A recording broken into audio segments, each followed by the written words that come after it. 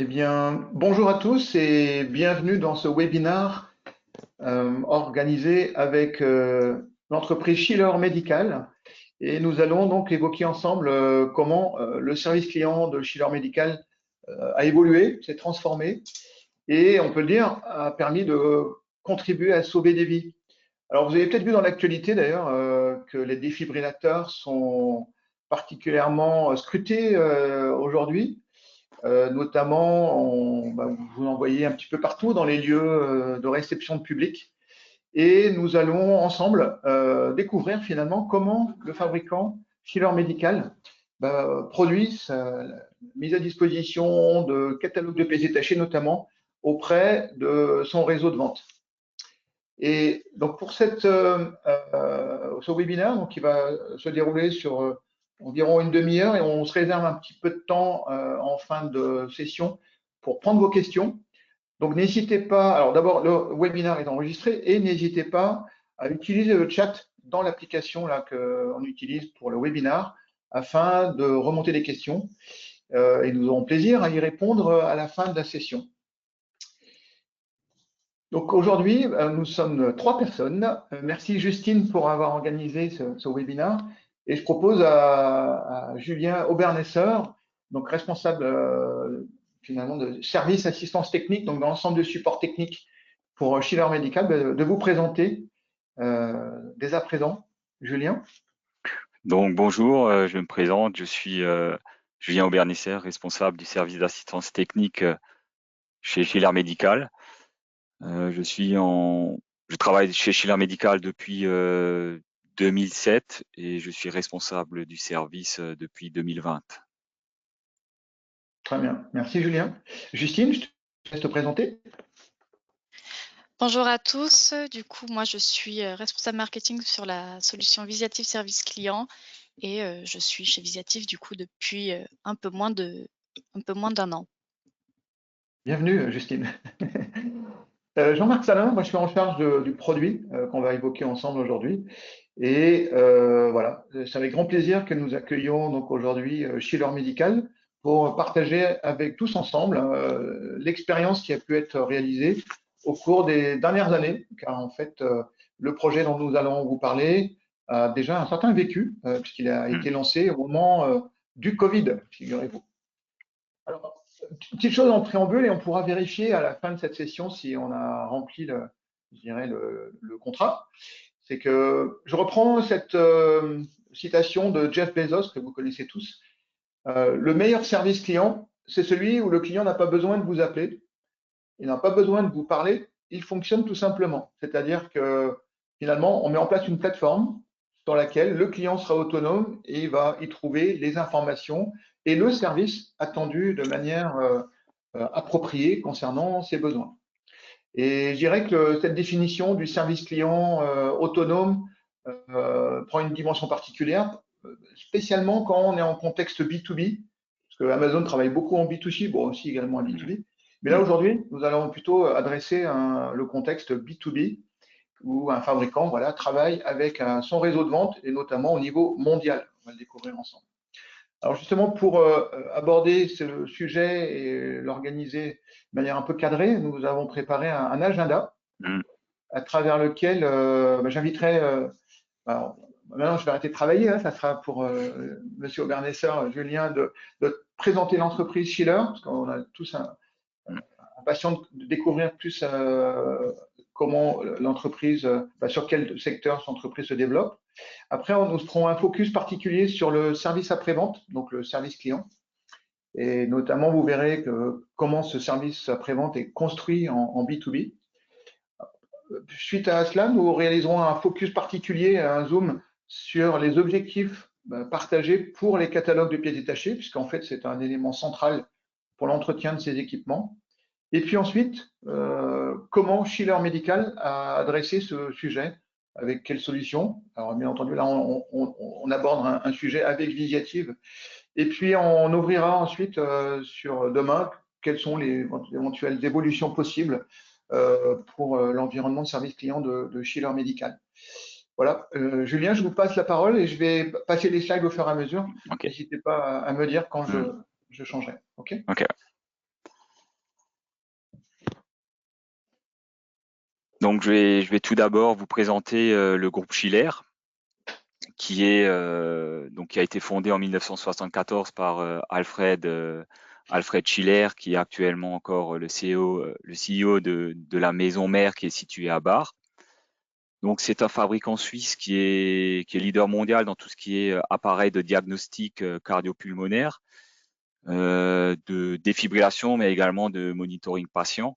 Donc, on retrouve différentes gammes de produits qui passent du diagnostic, des appareillages de diagnostic aux appareillages de soins d'urgence et de réanimation, au monitoring patient avec aussi la partie monitoring patient qui peut se trouver dans un environnement IRM.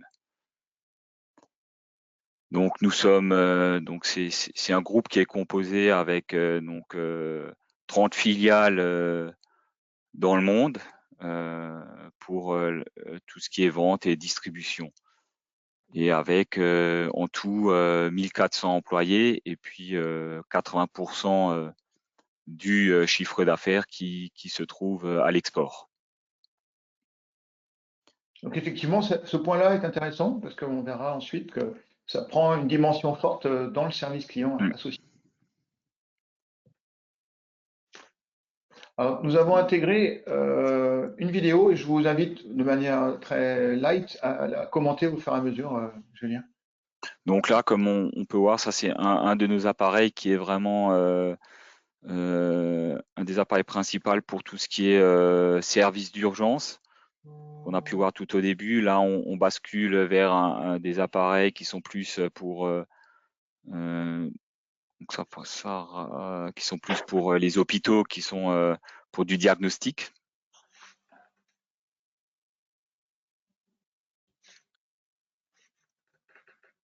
Donc là, on est sur du diagnostic cardio-pulmonaire.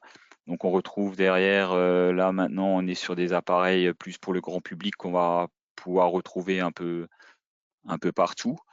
Donc qui est notre défibrillateur automatique ou semi-automatique, qui là on peut voir qui est mis en action, qui est mis en place sur un patient pour si nécessaire le défibriller, et qui peut exister également dans une version connectée où on peut suivre les électrodes et leur date de péremption. Et là, on voit maintenant un appareil un peu qui est pour du suivi sur plusieurs jours pour un suivi régulier de que ce soit tension artérielle ou électrocardiogramme.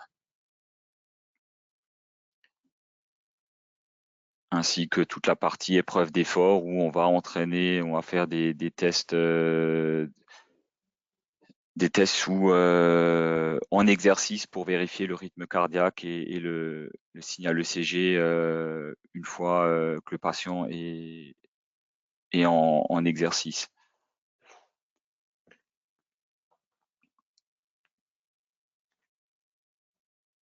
Donc là, on retrouve le différent nos partenaires, hein, comme nos distributeurs qui suivent et qui vérifient les différents équipements au quotidien pour s'assurer leur bon fonctionnement. Donc, suite à cette vidéo, on va passer plus sur un focus Schiller Médical, hein, donc qui est vraiment le centre d'excellence pour tout ce qui est défibrillation cardiaque et monitoring compatible IRM dans le groupe. Donc, on a une production de 35 000 défibrillateurs environ par an. Et ces appareils, en fonction du modèle, peuvent avoir une garantie de 15 mois à 10 ans. Donc, la société est située en Alsace, hein, donc dans le Grand Est, tout à la pointe de la France, dans le Grand Est. Et donc, nous travaillons essentiellement avec des fournisseurs locaux également pour la fabrication de nos défibrillateurs. Donc, Schiller Médical, ça englobe de la conception à l'après-vente, en passant par les achats et la production. Très bien. pour entrer un peu plus en détail dans la gamme des différents produits que nous avons et que nous fabriquons et que nous développons chez Schiller Medical, ben, on retrouve les différents défibrillateurs, hein, qui est vraiment notre cœur de métier, avec donc ça passe au défibrillateur automatique DAE qui est tout à gauche, qui est à destination à la fois du grand public, mais également qui peut être aussi à destination des pompiers. Ensuite, on a le défibrillateur automatique manuel et qui est un moniteur, à la fois un moniteur et défibrillateur, qui est plus pour en intra-hospitalier. Puis on a le défibrillateur moniteur d'urgence, qui est vraiment un défibrillateur moniteur pour l'extra-hospitalier, pour les services d'urgence, les SAMU, les SMU et les pompiers, par exemple. Et puis on retrouve le défibrillateur vraiment très simple et automatique, qui est vraiment pour du grand public, qu'on va retrouver dans les salles de sport, dans les gymnases ou dans les mairies, dans les entreprises. Et puis pour finir, on a vraiment, il fait partie d'une autre gamme de produits que nous développons et que nous produisons sur le site de Wissembourg, chez Schiller Medical, c'est le moniteur compatible dans un environnement IRM, pour pouvoir suivre le patient lorsque donc les constantes du patient lorsque celui-ci passe une IRM. Ah, très bien. Et j'ai entendu hier, un peu plus tard qu'hier, en fait, que en situation d'urgence pour un patient qui serait atteint d'une déficience cardiaque, l'usage d'un défibrillateur augmente de 30% les chances de Oui, survie c'est ça. Oui. par rapport à une situation ou à un simple massage cardiaque. Donc, vous voyez, l'impact qui peut être énorme en termes d'usage, ce qui justifie d'ailleurs le succès de ces produits en fait dans les lieux recevant du public. Ouais, Bon, c'est ça, ouais. quels sont vos clients un peu plus en détail Donc là, je les ai déjà cités un peu avant en vous expliquant les différents appareils, hein, mais nos principaux clients, donc on va retrouver donc soit les collectivités, les entreprises, hein, donc ça peut être pour tout ce qui est équipement des défibrillateurs grand public dans les gymnases et mairies et collèges, lycées. Ensuite, on a les urgences et les premiers secours qui sont les pompiers, les SAMU, les SMUR. Puis on a les hôpitaux où on va, qui sont également nos clients pour tout ce qui est défibrillateur, mais également pour tout ce qui est électrocardiogramme du groupe Schiller. Et puis on a les médecins, des médecins avec un cabinet libéral qui peut s'équiper à la fois d'électrocardiogramme, mais également d'un défibrillateur si nécessaire, si jamais un patient peut rentrer en fibrillation, qu'il puisse intervenir très rapidement. Donc voilà les différents clients que nous avons à ce jour. Merci Julien. Et je vous propose d'emblée de nous exposer un petit peu les problématiques que vous rencontrez en termes de service, assistance auprès de votre réseau de vente. Donc là, juste une petite slide pour revenir un peu sur notre distribution qui est internationale, où on a 30 filiales et plus de 100 distributeurs dans le monde. Ces filiales et ces distributeurs, c'est eux qui vont assurer le niveau 1 du support technique et du service après-vente auprès des clients finaux. Et puis, nous, chez Schiller Medical, on sera là en niveau 2 pour assurer le service après-vente aux distributeurs et aux filiales. Cela dans 3 langues différentes, hein, français, anglais ou allemand. Donc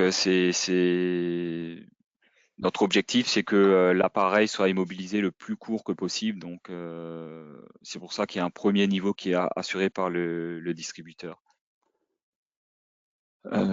Pour revenir maintenant sur la partie la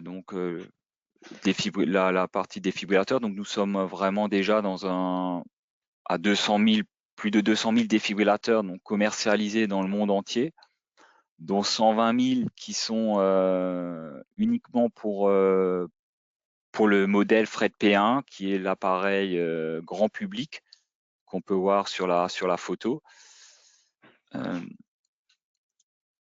Cet appareil, l'enjeu de cet appareil, c'est de pouvoir d'avoir un suivi intégral pour tous les appareils. Comme on l'a cité auparavant, l'utilisation du défibrillateur, ça augmente de 30% la chance de survie du patient. Plus vite on intervient sur le patient qui est en arrêt cardiaque, et plus de chances de survie aura le patient. D'où l'enjeu qui est là, que l'appareil, on doit s'assurer qu'il soit fonctionnel le jour où il doit être utilisé sur patient. Donc, pour vous donner un peu également un chiffre en termes de structure au niveau du service après-vente de Sciller Medical.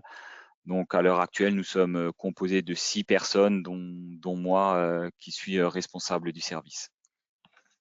Donc, c'est 6 techniciens qui assurent le support, la formation, et également, si nécessaire, la réparation en usine des différents dispositifs que nous fabriquons et que nous développons chez Sciller Medical.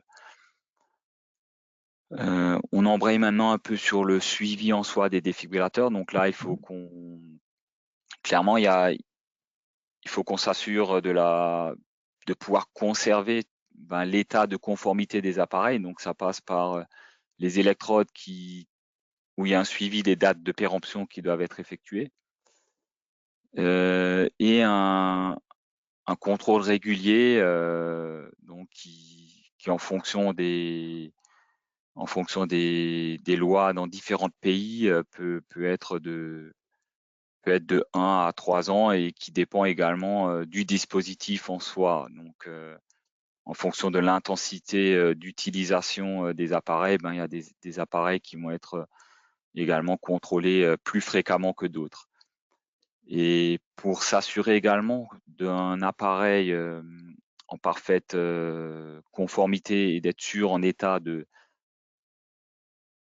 la nécessité de pouvoir proposer un remplacement de pièces endommagées, des achats d'accessoires aux distributeurs pour qu'ils puissent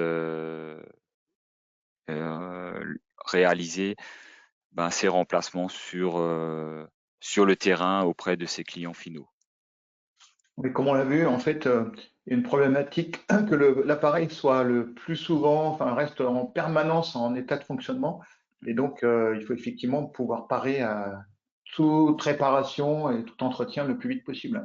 Ouais, super. Donc l'appareil va faire des tests réguliers, hebdomadaires, mais ça n'exclut pas un contrôle régulier pour vérifier, rien que par exemple, que l'énergie qui est délivrée par le défibrillateur soit bien conforme à la norme. Très bien. Est-ce que vous pouvez nous dire un peu plus maintenant, Julien, sur finalement comment s'exprime le SAV au cours de la vie de l'équipement? Je crois qu'il y a plusieurs étapes dans ce cycle de vie. Il y a plusieurs étapes au niveau SAV donc là, on voit le cycle de vie avec toute la partie conception, fabrication, le marketing et la documentation technique. Après, il y a la vente de l'appareil avec une période de garantie, où on peut retrouver des demandes d'échange de pièces sous garantie et des retours sous garantie pour la remise en état du dispositif dans le cadre de la garantie, avec également un point d'entrée pour tout ce qui est réclamation client et gestion et non-conformité, dans le but d'améliorer le produit. Ensuite, il y a également un entretien post-garantie, où on va retrouver également de la vente de pièces et d'accessoires et consommables, comme par exemple les électrodes de défibrillation par exemple, mais où on va également récolter tout ce qui est réclamation client pour pour, même après garantie, rentrer dans un cycle d'amélioration continue du produit. Et puis après, il y a l'étape de recyclage également de l'appareil où on va, après la fin de vie de l'appareil, ben, on va s'assurer du bon recyclage et qui est également, comme on peut voir, un point d'entrée pour la conception de l'appareil. Tous ces points il y a également une réflexion déjà à la conception de comment recycler le produit. Très bien. Donc vous êtes impliqué déjà dans l'éco-conception. Dans l'éco-conception et dans la norme environnementale. Très bien. Merci.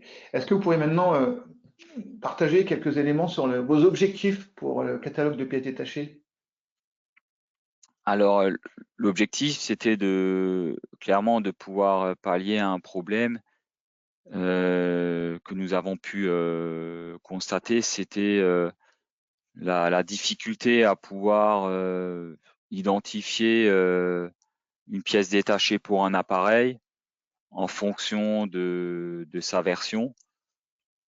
Il y avait un grand nombre de demandes de numéros de pièces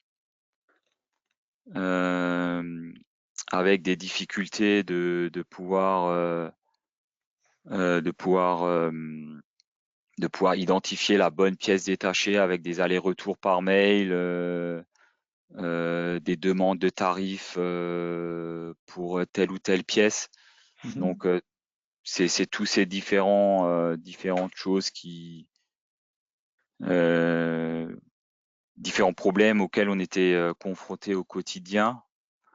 Et puis il y avait également une nécessité de pouvoir conserver des évolutions futures en choisissant une solution de catalogue de pièces détachées. Donc tout ça, c'est les différents besoins qu'on a pu identifier au travers de notre problématique.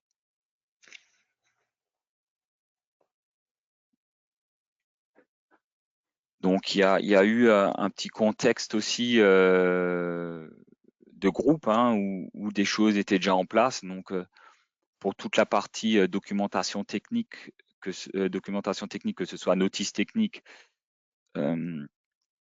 document commercial, et donc il y avait déjà un outil qui était en place, qui est un extranet sur une base SharePoint. Nous avions également au niveau du groupe déjà un système de ticketing pour gérer toutes les demandes, les différentes demandes clients les différentes demandes que nous remontent les distributeurs, que ça peut être en demande de pièces détachées, en demande de numéro de pièces, mais également en demande de support technique, de réclamation client, tout ça. Donc c'est géré avec Freshdesk, l'outil Freshdesk, mais nous n'avions pas de vrai catalogue de pièces détachées qui pouvait nous aider à faciliter clairement l'identification d'une pièce pour un appareil et de pouvoir y trouver directement son prix associé pour nos distributeurs et passer commande. Très bien. Donc maintenant, nous allons rentrer un peu plus chez Supertop. On a une bonne compréhension de ce que fait Schiller, particulièrement pour les défibrillateurs, et puis vos enjeux pour les catalogues de pièces. On va maintenant zoomer sur finalement ce qui a été mis en place et comment ça a été traité, puis finalement les avantages que vous en tirez au quotidien. Donc, du coup, suite aux différentes problématiques que nous avons énoncées auparavant et notre souhait de pallier à ces problématiques, nous sommes rentrés dans une recherche de solutions et nous sommes partis sur la solution de Visiatif, de catalogue de pièces détachées en ligne, qui a rempli nos différents besoins que nous avions listés, à savoir avoir une vue 360, une vue éclatée qui permet d'identifier interactivement via une vue interactive la bonne pièce détachée pour mon appareil, de pouvoir visualiser directement le tarif qui est associé à cette pièce détachée pour nos distributeurs, nos filiales et nos distributeurs, et de pouvoir à la fois passer commande, mais également de pouvoir avoir une vue complète 360 équipements, à savoir pouvoir visualiser le parc équipement pour chaque distributeur ou filiale. Alors, pour s'en rendre un peu plus compte, on a enregistré un parcours finalement sur le résultat qui sera assez succinct. Ça vous donnera, en tant qu'auditeur, une vision, voilà, sur un parc installé pour un distributeur.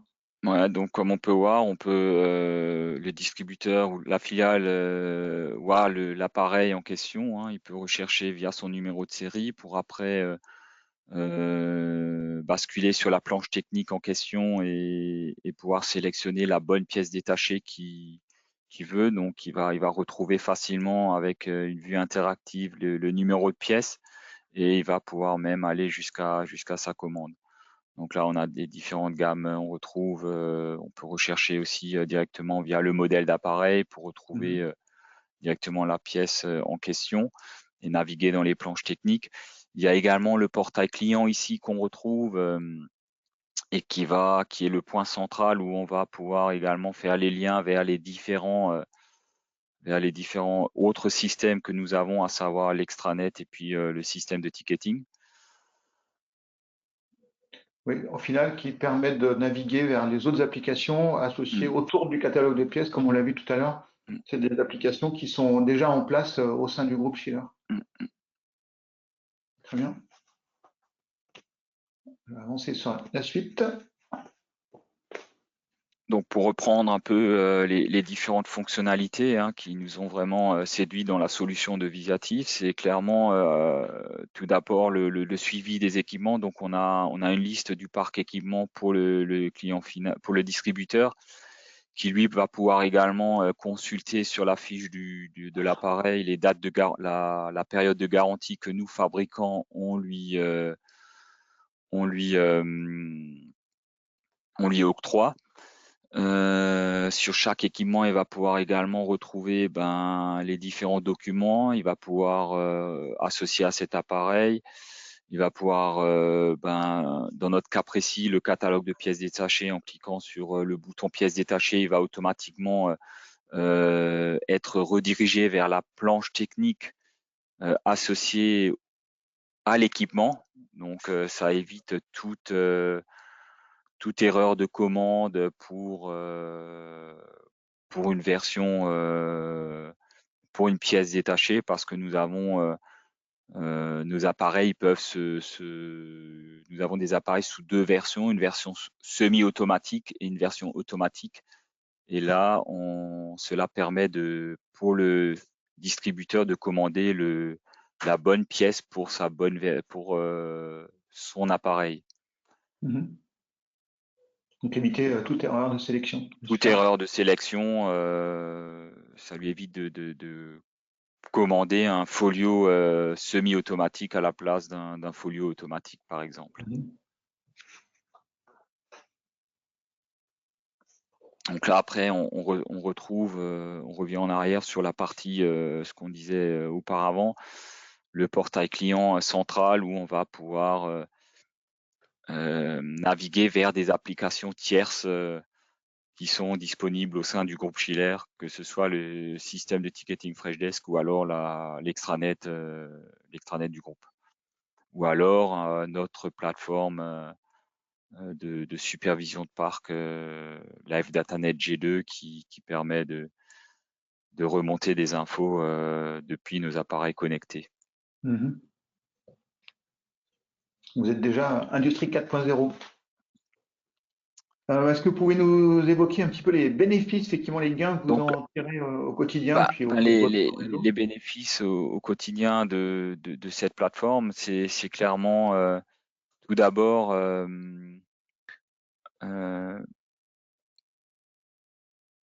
un gain pour l'identification de la pièce détachée pour le distributeur, qui clairement conduit à une baisse du nombre de tickets support liés à des demandes de numéros de pièces et d'identification de la bonne pièce détachée à commander, ainsi que du tarif de pièces.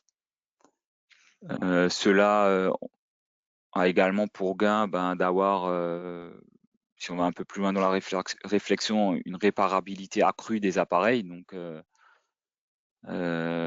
qui va rentrer en conformité avec tout ce qui est réglementairement parlant des dispositifs médicaux. Et puis après, il y a un vrai effet waouh qu'on a pu constater à la présentation de la plateforme à nos filiales, Mhm. qui ont pu voir qu'en pouvant naviguer dans les différents planches techniques interactivement, c'est vraiment quelque chose de très plaisant, parce que ça a également, également en même temps un aspect didacticiel pour pouvoir voir comment l'appareil est constitué. Ouais. Très bien. Et derrière, forcément, ça permet d'avoir une satisfaction client qui est augmentée. Mhm. Donc on peut dire que le contrat est rempli. Donc par rapport, si je reviens juste un instant par rapport à l'indicateur tout à l'heure que j'indiquais sur Jeff Bezos qui nous disait que le service client doit rendre finalement le client autonome. On peut dire que le contrat est rempli à travers ce que vous avez mis en place aujourd'hui. Alors la plateforme permet clairement d'aller dans cette direction-là, Mhm. en mettant à disposition toutes les informations nécessaires aux filiales et aux distributeurs, pour ne plus avoir besoin de nous solliciter, Mhm. et d'être autonome sur du 24 heures sur 24, sachant que nous sommes, comme on l'a cité auparavant, nous avons 80% d'export avec des pays qui peuvent être, que ce soit d'Amérique latine ou l'Asie, donc Mhm. avec des contraintes horaires qui font que, d'où l'intérêt d'avoir une plateforme accessible 24 heures sur 24, et qui permet de outrepasser, on va dire, la problématique euh, des fuseaux horaires et de l'indisponibilité qu'on peut avoir liée aux fuseaux horaires. Ouais, très bien. Super. Et si on se projette, alors c'est pas encore forcément planifié, mais est-ce que vous pouvez nous dire un petit peu plus sur vous, votre rêve pour la suite? C'est pas encore planifié à l'heure actuelle, mais il y a effectivement une réflexion qui peut être menée pour centraliser le ticketing sous cette plateforme, qui permettrait d'avoir un device history record centralisé. Donc c'est surtout ça. Et puis également l'utilisation de l'IUD, hein, qui est imposé maintenant sur tous les dispositifs médicaux, de pouvoir scanner avec ce code data matrix, pourquoi pas dans une application mobile, et Mhm. pouvoir trouver toutes les infos relatives à un équipement, tout son historique. Donc c'est vraiment pour vraiment que cela devienne la plateforme support de demain. Très bien. C'est intéressant d'ailleurs de voir que dans les dispositifs médicaux, donc cette obligation d'apposer un identifiant unique, un peu comme un QR code, mais un peu plus technique, on va dire. On voit un exemple sur la gauche là, de l'écran, donc un data matrix. C'est un Euh, data matrix qui contient différents éléments, donc un code JTN qui reprend le modèle du produit, hein. Mais on y retrouve également le numéro de série de l'appareil ainsi que sa date de fabrication. Et c'est intéressant de voir que finalement, c'est la réglementation qui impose d'avoir ce type d'identifiant afin, notamment dans les hôpitaux, dans tout type de lieu, de pouvoir, avec une application métier, de pouvoir identifier l'appareil et puis effectivement les éléments associés en termes d'entretien et d'usage. Et donc, c'est tout à fait intéressant parce que c'est des problématiques qu'on rencontre aussi sur d'autres types d'équipements. On a commencé, nous, à traiter ça avec des codes, mais effectivement, là, on voit qu'il y a une réglementation qui impose d'utiliser ce type de dispositif pour accéder à l'information numérique. Ouais, c'est tout à fait prégnant. Merci encore. Et puis, excellente journée à tous et au plaisir d'échanger lors d'un prochain webinaire. Merci à tous. Bonne journée. Je vous souhaite également encore une excellente journée à tous.